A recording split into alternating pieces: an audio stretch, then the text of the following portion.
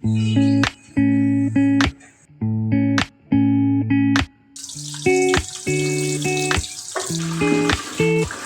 were there when I was here, feeling like tears. You say you came. जी तो आज आपको बताऊंगी अपनी मॉर्निंग रूटीन और करेंगे कुछ बहुत ही ख़ास बातें। तो अस्सलाम वालेकुम, कैसे हैं जी आप सब। उम्मीद करती हूँ कि आप सब ठीक होंगे और मैं भी अल्लाह के करम से बिल्कुल ठीक हूँ। अच्छा जी, ये है 6 AM मॉर्निंग रूटीन मेरी, जो कि महर की अब स्कूल टाइमिंग बिल्कुल से चेंज हो गई है। 7 o'clock इसका लगता है जी स्कूल। तो सुबह सुबह पराठे खाने का या नाश्ता करने का उसका दिल नहीं कर रहा होता, तो मैंने बना ली थी इस टाइम पे मैंगो मिल्क शेक।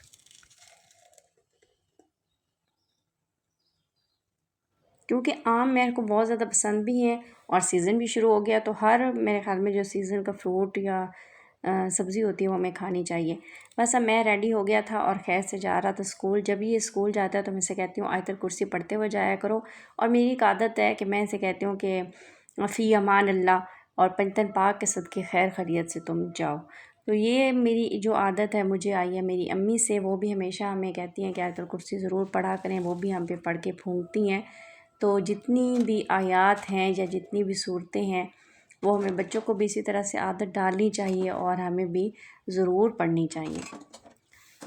मैं चला गया उसके बाद जी तकरीबन 7:30 बजे महर के बाबा उठे, वो फ्रेश हुए। उसके बाद मैंने बनाया उनके लिए नाश्ता, अपने लिए सिर्फ़ हाफ़ कप चाय ही पिया था क्योंकि मैंने महर के साथ मिल्क शेक पी लिया था। अच्छा जी, जब फिर वो चले गए ऑफ़िस तो मैं आ गई किचन में। मेरे अपना जो डेली रूटीन के काम है वो हो गए थे शुरू। अच्छा, आज आपको बताऊंगी कि करेले, जो हम करेले की सब्ज़ी अक्सर हमारे बच्चे नहीं खा रहे होते, या अक्सर फैमिलीज़ में तो बड़े भी नहीं खा रहे होते, तो इनको किस तरह से बनाएं कि ये बिल्कुल भी कड़वे नहीं बनेंगे। और ये मेरा अपना यानी एक्सपीरियंस है। मैंने क्या किया था कि एक दिन बहुत ज़्यादा करेले मेरे के बाबा ले आए थे, तो मैंने कुछ तो फ़ौरन ही बना लिए और कुछ मैंने काट करके तो उनको फ्रीज़ कर दिया था। और जब करेले फ्रीज़ कर देना तो उनकी कड़वाहट बिल्कुल ख़त्म हो जाती है।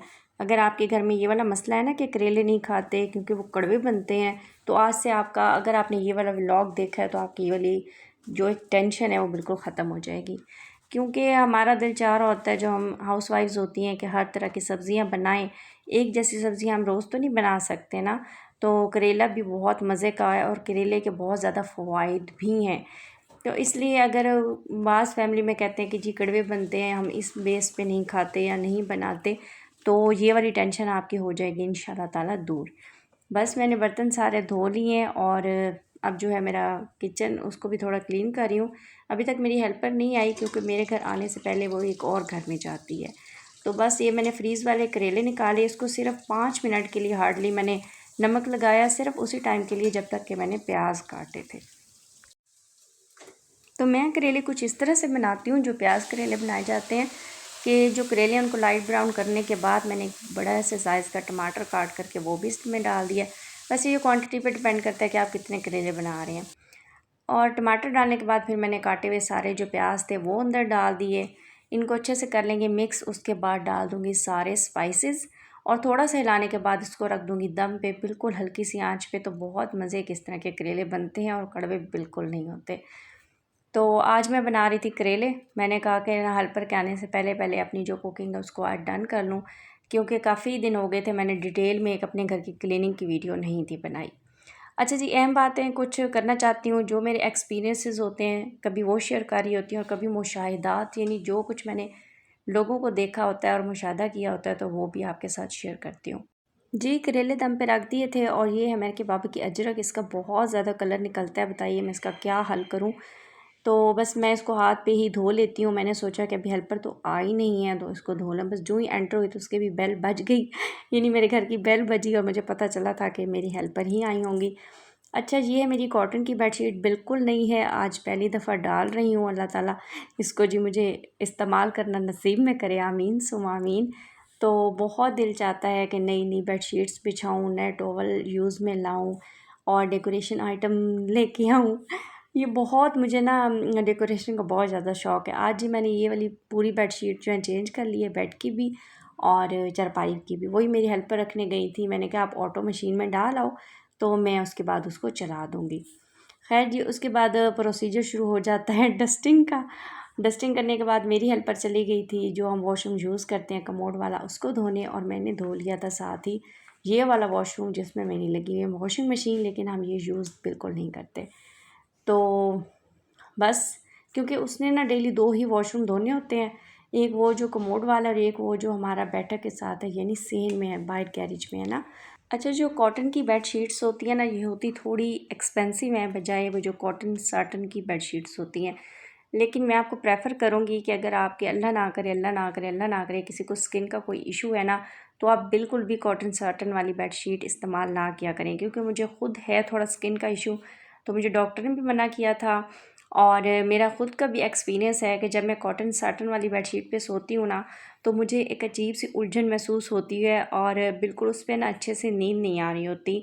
तो मैं अब ज़्यादातर कॉटन की ही बेडशीट लेती हूँ, बल्कि अब मैंने यही सोचा है कि मैं आइंदा लूँगी ही बेडशीट कॉटन की। लेकिन अब जो कॉटन साटन की आ गई है तो वो मैंने सोच रखा हुआ है कि जो मेरा गेस्ट रूम है ना, वो उसमें डाला करूँगी। तो स्किन जो है उसके इश्यूज़ के बारे में मैं चाहती हूँ कि जो मेरे साथ हो चुका है, जो मुझे डॉक्टर ने रेकमेंड की हुई हैं चीज़ें, वो मैं आपको बता दूँ।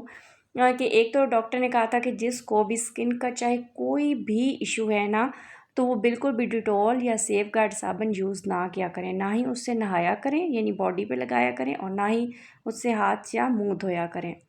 तो बच्चों को ये चीज़ें चूँकि पता नहीं होती, अगर अल्लाह ना करे ना करे ना करे किसी के बच्चों के साथ कोई ऐसा स्किन का थोड़ा बहुत भी इशू है, तो उनको बिल्कुल भी ये वाले साबुन यूज़ ना कराएं। जो ठीक है, सेहतमंद है माशाल्लाह से, तो वो ये साबुन ज़रूर इस्तेमाल करें।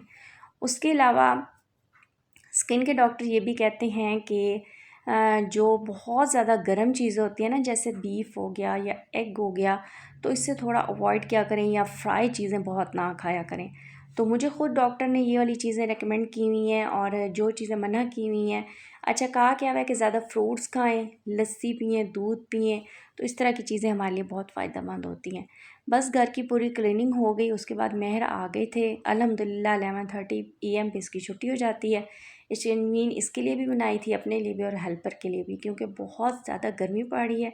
अपने बच्चों का, अपनी पूरी फैमिली का बहुत ख्याल रखें, और ये वाली ड्रिंक बना करके ज़रूर पिएं और पिलाएं। जी अल्हम्दुलिल्लाह सारे काम हो गए हैं मेरे तो डन। अब मैं ख़ुद भी स्टेनमीन पी रही हूँ, और मैंने अपनी हेल्पर को भी दी है, उसने भी सारे काम करके कर लिए, यानी क्लीनिंग कर रही है।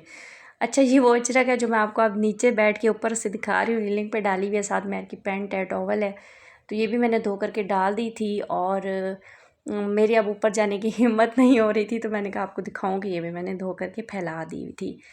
अच्छा जी, अब आपको बहुत से व्लॉग्स में ना बहुत ऐसी बातें बताऊंगी जो मेरे पैर से गुजरी हैं, जो मैंने एक्सपीरियंस की हैं। तो बस अब ये अपना कर्टन दिखा रही हूँ हटा के, बाहर मैंने स्पैरोस हैंग की हुई थी जो बहुत अच्छी लगती हैं, लेकिन इतनी धूप आ रही थी तो मैं अपना पर्दा सेट कर रही हूँ कि अंदर धूप की तपिश ना आए।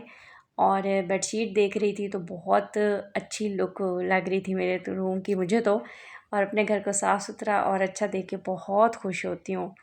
तो मेरी वीडियो को ज़्यादा से ज़्यादा लाइक, शेयर और सब्सक्राइब ज़रूर करें। और अब मुझे दें इजाज़त, अल्लाह हाफिज़।